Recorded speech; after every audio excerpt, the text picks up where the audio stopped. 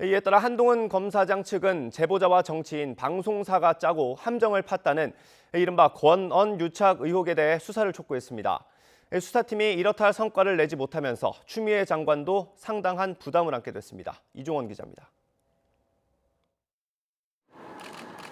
검찰과 언론이 유착해 협박성 취재를 공모했다는 이번 의혹은 윤석열 검찰총장의 최측근인 한동훈 검사장이 당사자로 지목돼 덩치를 키웠습니다.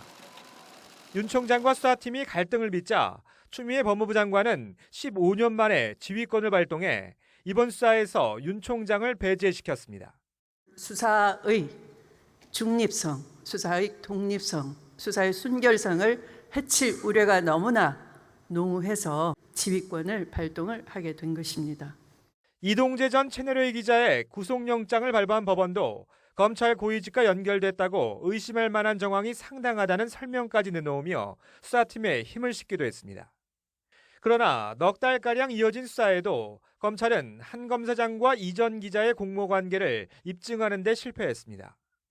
당장 한 검사장 측은 검언 유착은 실체가 없는 게 확인됐다며 이른바 권언 유착 의혹에 대한 수사가 속도를 내야 한다고 촉구했습니다.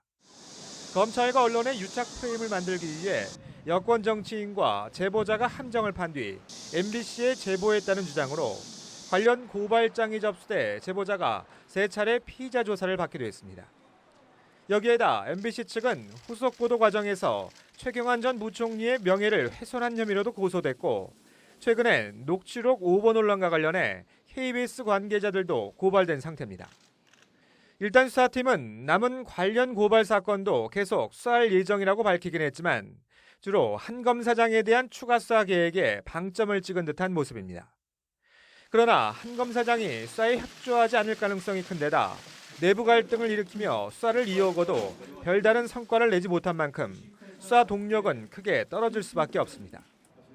코앞으로 닥친 검찰 인사와 수사팀장격인 정진웅 부장검사에 대한 감찰 상황이 향후 수사 방향과 속도에 변수가 될 전망입니다.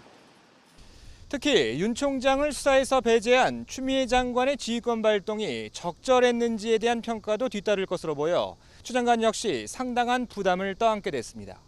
YTN 이종원입니다.